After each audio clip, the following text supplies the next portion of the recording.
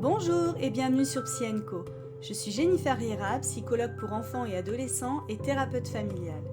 Je travaille dans un cabinet en Haute-Savoie et au sein de plusieurs associations. Je suis heureuse de partager avec vous ma passion pour mon métier en vous proposant des réflexions sur divers thèmes comme l'amour, l'amitié ou la famille, au travers de concepts issus des théories systémiques et intégratives, approches qui accompagnent ma pratique depuis plus de 10 ans et que j'illustrerai au travers d'histoires d'enfants et de familles extraordinaires. Mon objectif est de proposer une image de la psychologie plus originale, innovante et moderne, et faire, comme je le dis toujours, un pas de côté sur des sujets parfois difficiles. Merci pour votre écoute. La thérapie 2.0. Au cours de ces 10 années en tant que psychologue, j'ai beaucoup appris de mes patients et des professionnels avec qui j'ai eu la chance de travailler. À mes débuts, je m'attachais à ce que j'avais vu de la psychologie au cours de mes stages ou encore à l'université. Je tentais désespérément de calquer ma pratique à celle de mes tuteurs de stage. J'étais toujours à la recherche de la validation de mes confrères et consoeurs car j'avais le sentiment que je ne faisais jamais assez bien. Saleté de syndrome de l'imposteur qui nous guette, surtout en début de carrière. J'accordais beaucoup de crédit à ces psychologues dits cliniciens qui se cachaient derrière de beaux discours pleins de mots compliqués. J'aimais les écouter parler, mais en fait, ils ne disaient rien, ou du moins, ils parlaient beaucoup, avec des mots très fascinants, mais parfois ils ne faisaient pas grand-chose de concret à mes yeux. La psychologie est tellement vaste, nous ne pouvons pas apporter les mêmes réponses en fonction des problématiques de nos patients. L'être humain est si complexe qu'il semble difficile de pouvoir aider tout le monde en s'appuyant seulement sur une seule et même théorie. Comme vous l'avez compris, je prône une approche intégrative. J'aime la psychanalyse, la neuropsychologie, la neurobiologie, j'adore la systémie.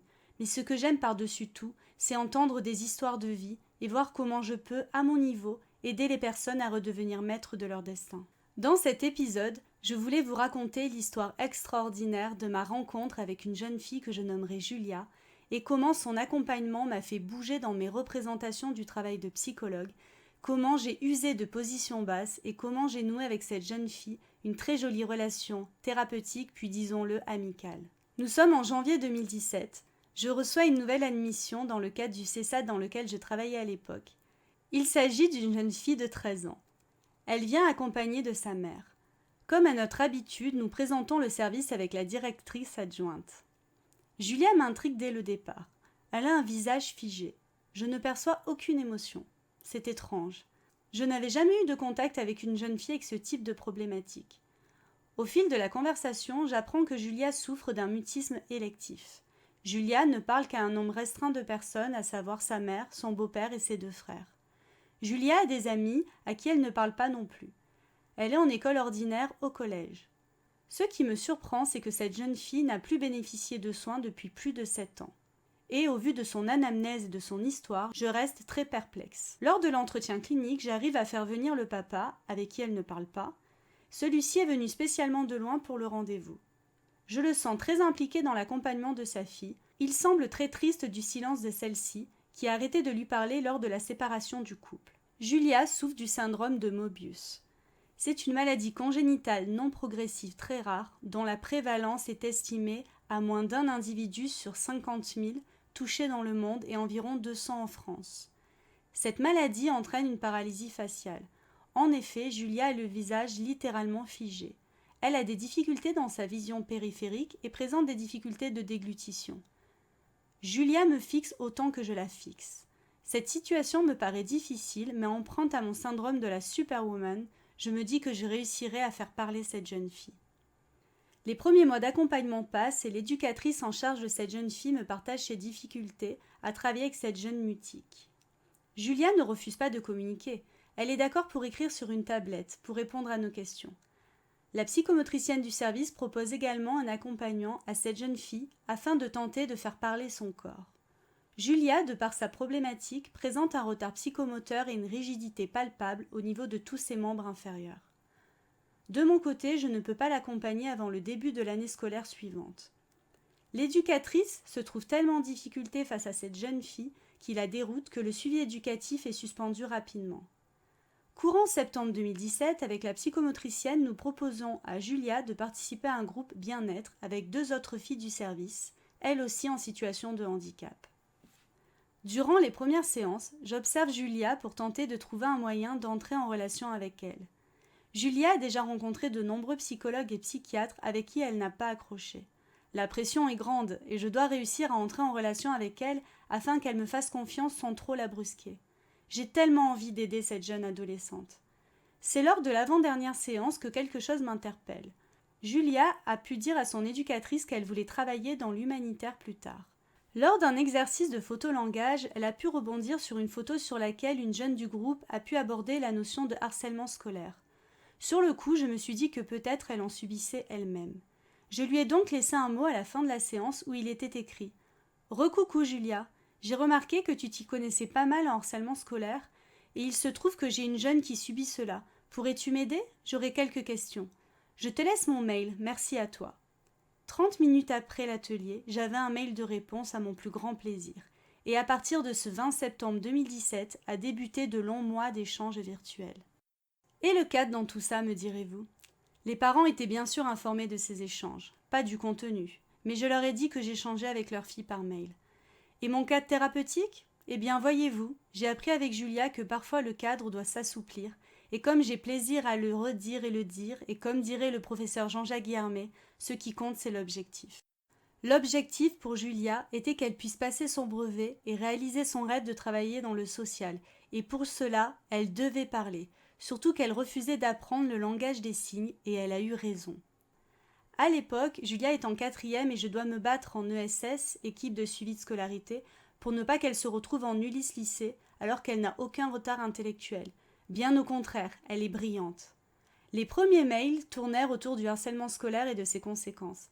Ce qui m'a très vite troublée, c'est à quel point Julia se montrait loquace à l'écrit et avec une démonstration émotionnelle importante à travers de nombreux smileys.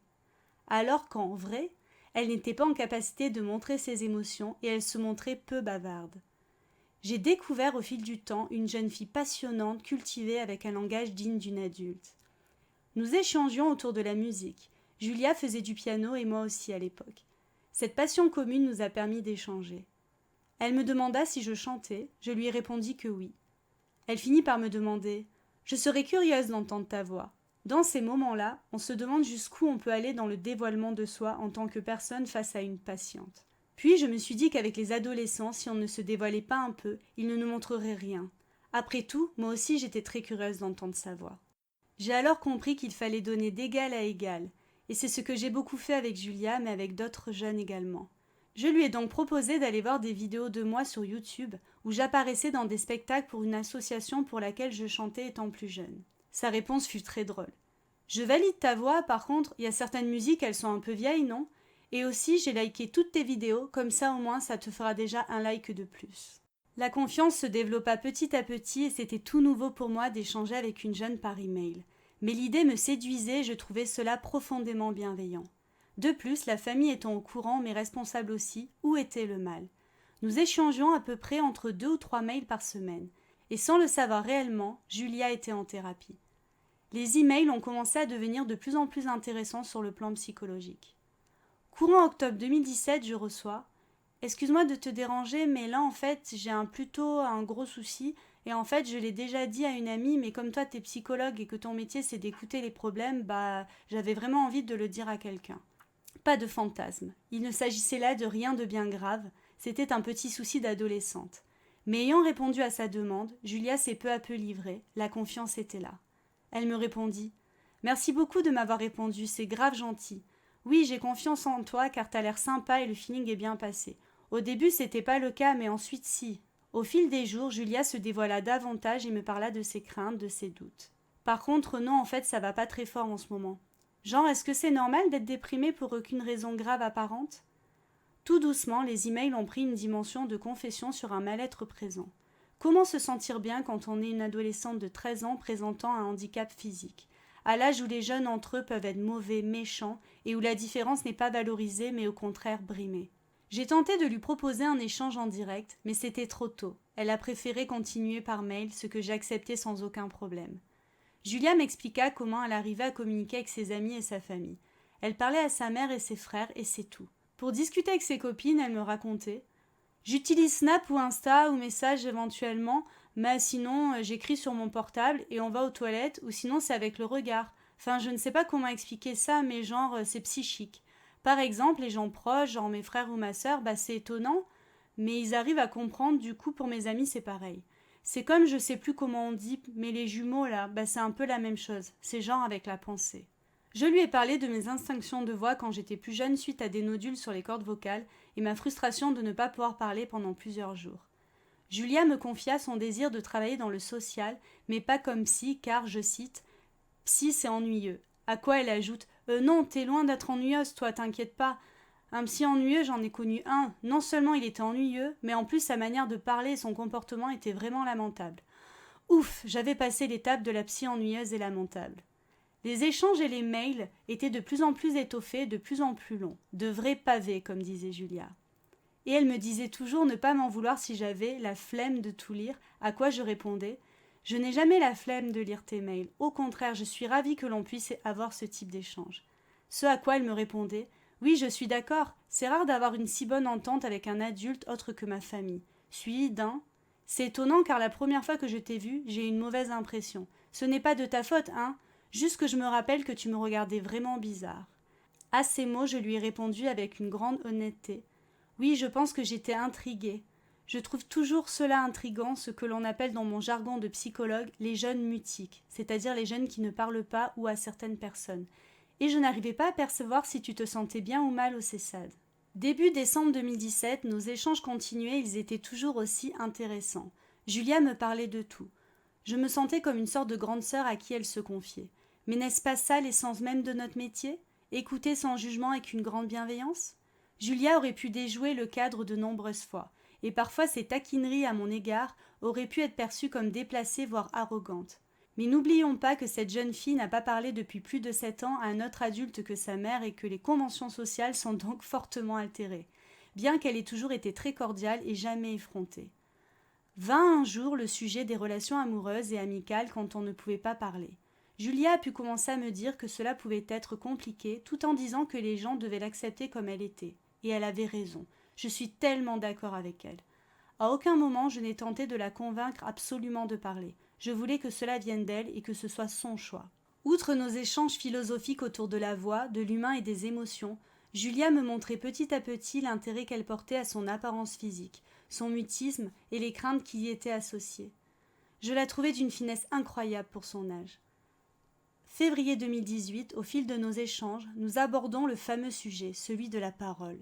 Julia finit par me dire « En fait, j'avoue que c'est un peu compliqué de reparler, comme ça, mais n'empêche, j'aimerais beaucoup pouvoir le faire. Genre déjà, ce n'est pas simple, et en plus, la famille de mon père, genre mes grands-parents, ou mon père ou ma belle-mère, enfin bref, ils vont être choqués, pleurer et tout, et j'ai pas du tout envie de ça. J'aimerais genre qu'ils réagissent comme si de rien n'était. Après, je sais que ce n'est pas possible, malheureusement, mais je ne sais pas comment faire. Et pour mes amis, elles seraient choquées et ça va leur faire très très bizarre. Help, help !» Quasiment 5 mois après notre premier échange de mails, j'avais enfin une demande d'aide de sa part. Je proposa à Julia d'y aller par étapes. Elle a voulu me parler à moi en premier. J'étais touchée et tout aussi stressée et inquiète qu'elle quand le jour J arriva. Julia avait pris ses précautions en me prévenant qu'elle ne parlerait pas beaucoup par téléphone et que son rendez-vous chez l'orthodontiste rendrait peut-être son phrasé difficile à comprendre. Je voyais bien derrière cela ses angoisses. Je me devais de lui montrer que j'étais là et prête à l'entendre, enfin. Je me souviens très bien de ce moment comme si c'était hier. J'étais en formation de thérapie familiale à Lyon et je lui ai proposé qu'on s'appelle vers 17h. Nous étions le mercredi 21 mars 2018. Je marchais dans la rue, j'avais le cœur serré. Mon téléphone professionnel sonna, le nom de Julia s'afficha. J'ai décroché. L'échange dura seulement 2 minutes, mais j'eus assez de temps pour entendre sa voix. J'ai eu du mal à la comprendre, c'est vrai. Julia présente des difficultés d'élocution évidentes. À la fin de notre échange, elle m'écrit un SMS. Elle pensait avoir entendu l'équipe du CESAT autour de moi et m'accuse de ne pas être seule durant l'appel.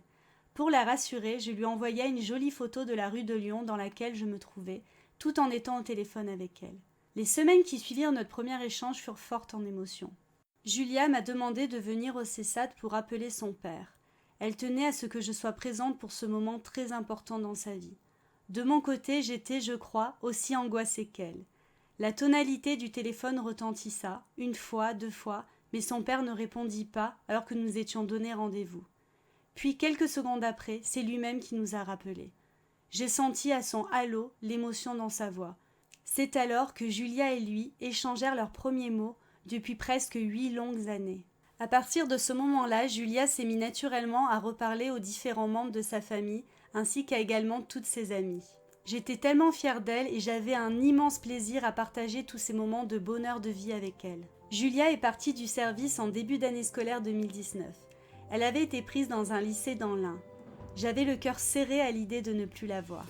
Il y a des jeunes que l'on n'oublie pas, mais je savais qu'elle n'avait plus besoin de nous, plus besoin de moi. Et je savais que de très belles choses l'attendaient ailleurs. J'ai voulu lui faire une petite carte pour son départ, dans laquelle j'ai noté « Chère Julia, c'est avec beaucoup d'émotion que je t'écris ces quelques mots pour te souhaiter bonne route. Ta vie ne fait que commencer et quelque chose me dit qu'elle sera une merveilleuse aventure. Je n'ai jamais connu une telle détermination chez une jeune fille de ton âge. Quel courage! Tu possèdes un atout inestimable et je sais que tu en feras bon usage. J'ai été honorée de t'aider à retrouver ta voie et je te remercie pour ce cadeau que tu m'as fait. Avec toute mon amitié, Jennifer. » Je ne m'attendais pas à ce qu'elle nous écrive elle aussi un petit mot, et plus spécialement un qui m'était dédié. Merci à toi Jennifer d'être comme tu es. Toi aussi tu fais des choses incroyables, tu changes la vie des gens, tu as des super pouvoirs. Reste bien comme tu es et reste au CESA, tu es un pilier. Elle n'a jamais eu conscience qu'à ces mots, elle aussi venait de faire une partie de ma thérapie. Alors j'avais donc des super pouvoirs ? Sur ce coup-là, j'avais peut-être été pour elle une superwoman à un moment donné de ma vie où je me sentais tout sauf super. J'ai quitté à mon tour le CESAT fin 2021. La vie a continué après son départ du service et nous avons gardé un lien, Julia et moi. Nous nous sommes vus à plusieurs reprises et j'ai toujours grand plaisir à la regarder continuer à avancer et évoluer en tant que jeune femme.